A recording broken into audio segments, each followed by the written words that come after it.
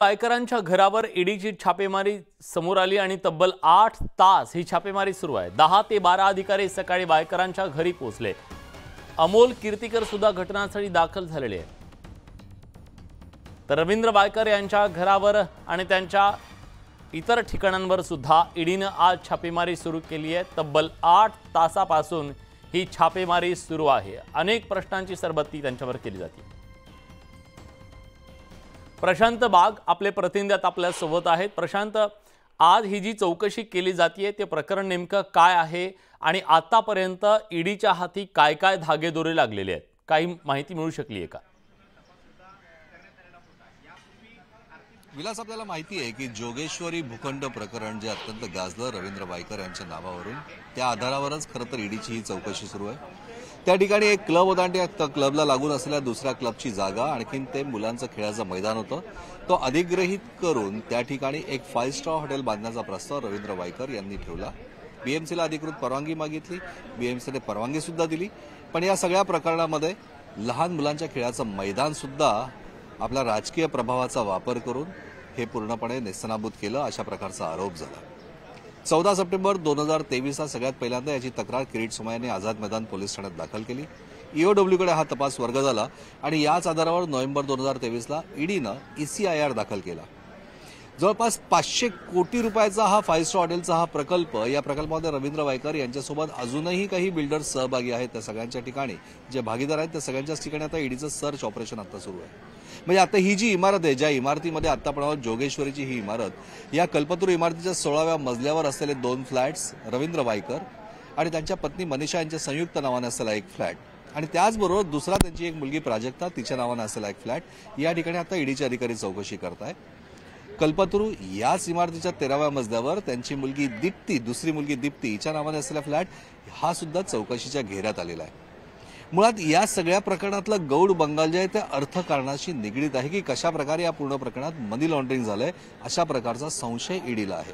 आणि त्या आधारावर ईओडब्ल्यूने चौकशी केली, ते स्टेटमेंट सुद्धा ताब्यात घेतले, काही बिल्डर्स लोकांची चौकशी झाली आणि त्यात काही महत्त्वाचे धागेदोरे ईडीच्या हाती लागले आणि अर्थातच त्याच प्रश्नांची उत्तरं घेण्यासाठी हे सर्च ऑपरेशन आज राबवलं जात आहे। रवींद्र वायकर यांच्या अडचणीत ही नक्कीच मोठी वाढ मानली जाते, कारण ईडीच्या रडारवर रवींद्र वायकर आलेले आहे हे जरी सप्टेंबर 2023ला स्पष्ट झालं होतं, तरीही 2024चा जानेवारी महिना यासाठी उजाडलाय आणि या प्रकरणामध्ये सगळ्याचे धागेदोरे मिळाल्यानंतर आणखी पुढे काय कारवाई होते पाहणं महत्त्वाचं असेल। तुर्तास धन्यवाद तुम्ही दिलेल्या सगळ्या सविस्तर माहितीबद्दल प्रशांत। उद्धव ठाकरेंचे विश्वासू रवींद्र वायकर यांच्या घरावर ईडीकडून छापेमारी करण्यात आली।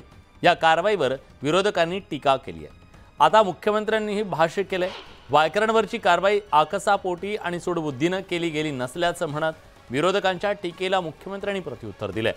कर नाही त्याला डर कशाला असा सवाल करत मुख्यमंत्र्यांनी खोचक टीका केली।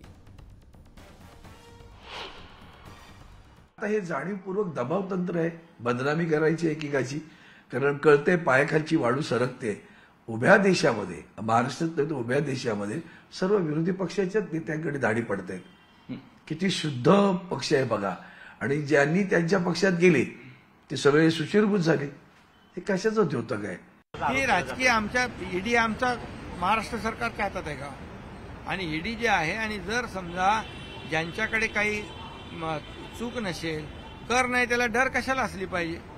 त्यामुळे कुठल्याही प्रकारची सूड भावनेने राजकीय आकस ठेवून कुठलंही काम आमचं सरकार करणार नाही।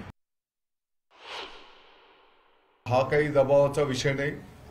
मला वाटतं की काही वर्षांच्या पासूनची ही प्रक्रिया आहे, ते काही काल परवा अचानक आलेला हा विषय नाही। रवींद्र वायकर, सूरज चव्हाण हे कोणाचे मुखवटे आहेत? कोणासाठी या कंपन्या तयार करून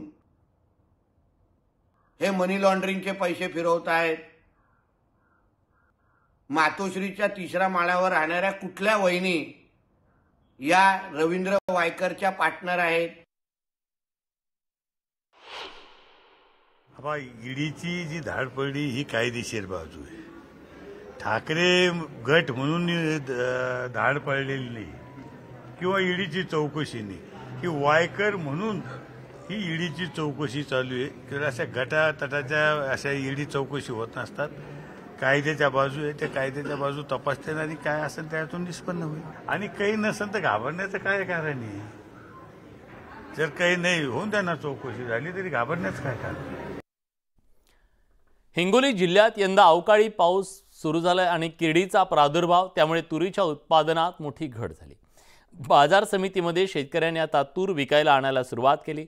तुरीची आवक कमी असताना देखील